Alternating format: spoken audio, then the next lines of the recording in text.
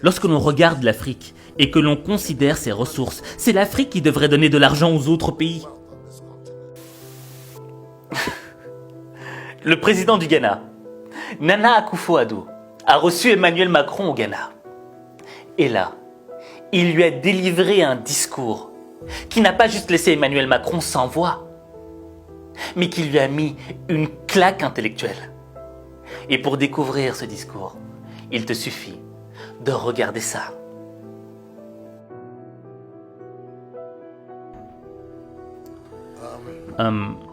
J'espère que le commentaire que je m'apprête à faire au sujet de ce problème ne va offenser personne dans cette salle. Nous ne pouvons plus continuer à mener dans nos pays, dans nos régions, dans notre continent, une politique sur la base de l'aide de l'Occident, de l'Europe, de l'Union européenne ou encore de la France. Cela n'a pas marché, ça ne marche pas et ça ne marchera pas. Il est de notre responsabilité de trouver des moyens pour développer nos nations par nous-mêmes.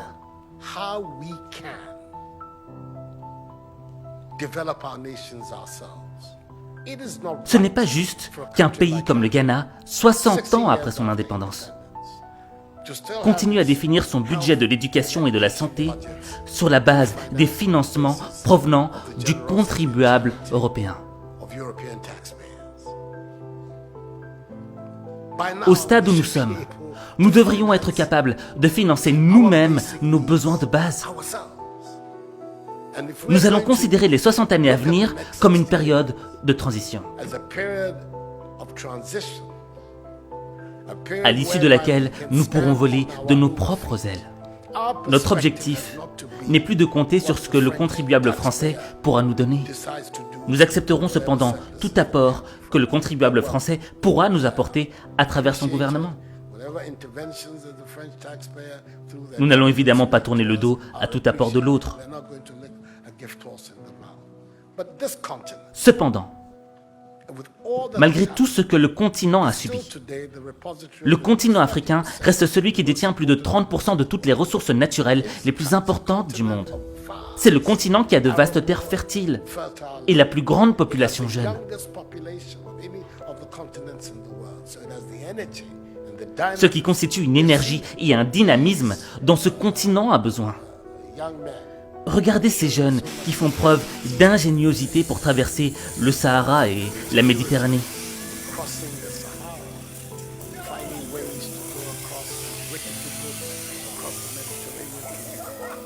Nous avons besoin de cette énergie et de cette ingéniosité sur notre continent. Et cette énergie-là, nous l'aurons ici, sur notre continent, si nous implémentons des systèmes politiques qui montrent à ces jeunes qu'ils sont l'espoir et qu'il y a des opportunités ici en Afrique.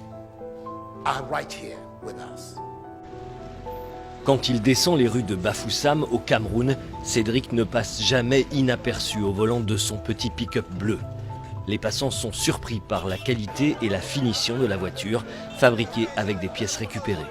Je suis assis confortablement, une voiture de 2 places, et ça, tous les accessoires. Je suis même surpris d'arriver dedans, je constate que le tableau de bord fonctionne, comme toutes les voitures, donc vraiment, c'est un génie. Mais avant d'être un génie, Cédric est surtout très débrouillard.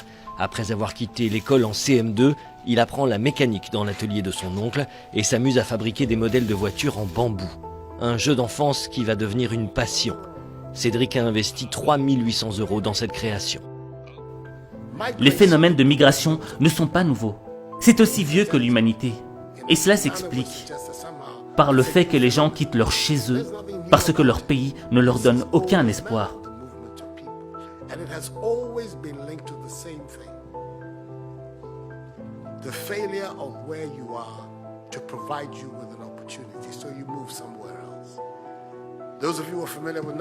Ceux d'entre vous qui connaissent l'histoire de l'Europe savent que les grandes vagues d'immigration en Europe au XIXe siècle partaient d'Italie et d'Irlande.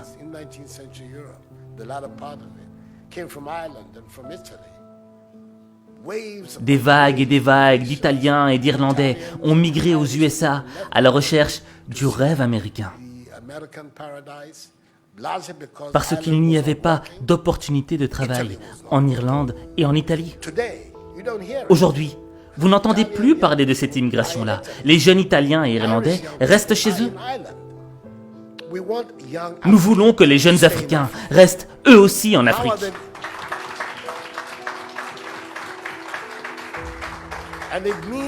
Pour cela, nous devons refuser cet état d'esprit d'assister.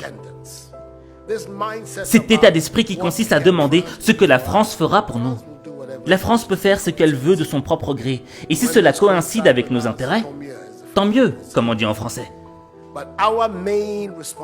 Mais notre principale responsabilité en tant que leader et en tant que citoyen, c'est de développer nos propres pays, de mettre sur pied des systèmes de gouvernance qui nous permettront d'avoir des leaders responsables de leurs actes et qui utilisent les moyens mis à leur disposition pour le bien du peuple et non pas pour leur propre intérêt.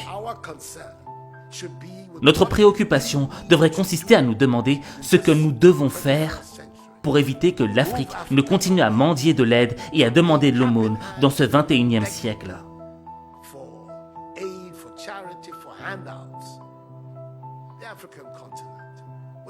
Lorsque l'on regarde l'Afrique et que l'on considère ses ressources, c'est l'Afrique qui devrait donner de l'argent aux autres pays.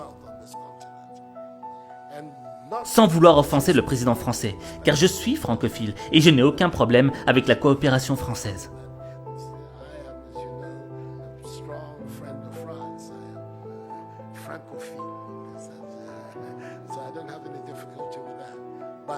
Mais notre défi majeur, notre part de responsabilité, devrait être de créer les conditions nécessaires afin que nos jeunes cessent de braver tous ces dangers pour aller en Europe. Ils n'y vont pas parce qu'ils le veulent, mais parce qu'ils pensent qu'il n'y a pas d'opportunité dans nos propres pays. Ces conditions, nous pouvons les créer si nous changeons cette mentalité de personnes qui dépendent des autres. Et si nous parvenons à nous débarrasser de cela, de cette mentalité d'assister, nous verrons que dans une décennie, l'Afrique émergera et on aura une nouvelle génération d'Africains. Et à ce moment, les indépendances dont on a parlé pendant la période dite de l'indépendance deviendront réelles et effectives. J'espère qu'en disant cela, je n'offense personne dans l'assistance. Ceci est ce à quoi je crois fermement. C'est pourquoi le slogan de mon mandat est « Nous voulons construire le Ghana sans recours aux aides ». Un Ghana qui est indépendant, un Ghana qui se suffit, un Ghana qui vole de ses propres ailes. Nous pouvons le faire si nous avons le bon état d'esprit. Monsieur le Président, voilà la contribution que je veux apporter.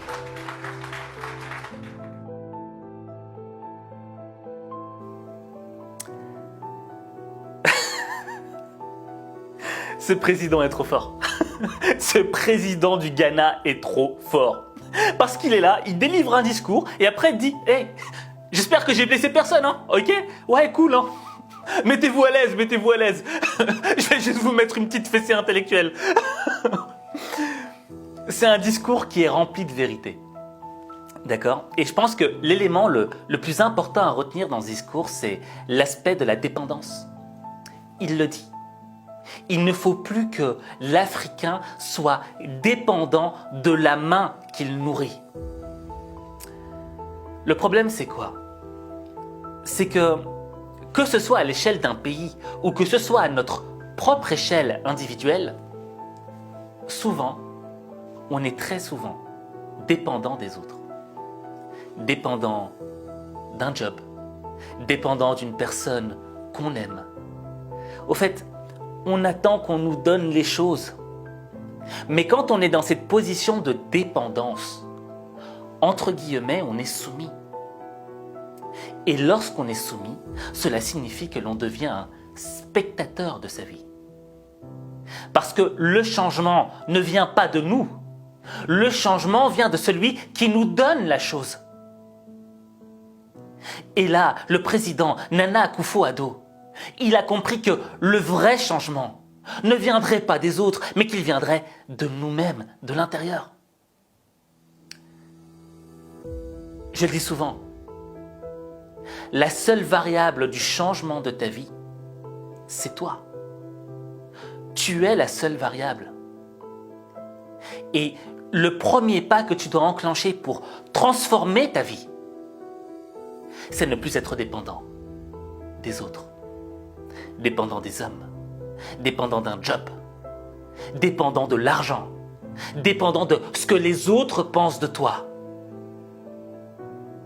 Tu dois être dépendant de toi-même. Et tu ne dois attendre d'applaudissements que de toi-même. Et le jour où tu auras compris cela, ta vie changera. Parce que ta vie, il n'y a que toi qui peux la changer. Il n'y a que toi. Alors, j'ai une question à te poser, d'accord? Ok, ce président ghanéen, il est trop fort. Mais est-ce qu'il n'y a pas un autre président qui t'a inspiré aussi? Ou même une personnalité, tu vois? Quelqu'un qui, à travers un discours, a peut-être changé quelque chose dans ta vie. Dis-le en commentaire. Et en fonction de ce que tu diras en commentaire, eh bien peut-être que j'en ferai une vidéo.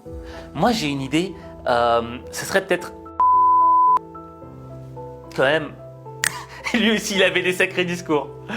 Bref, en tout cas, j'attends de lire ton commentaire. Et n'oublie pas aussi que ma masterclass est sortie, la masterclass Ultra Boost.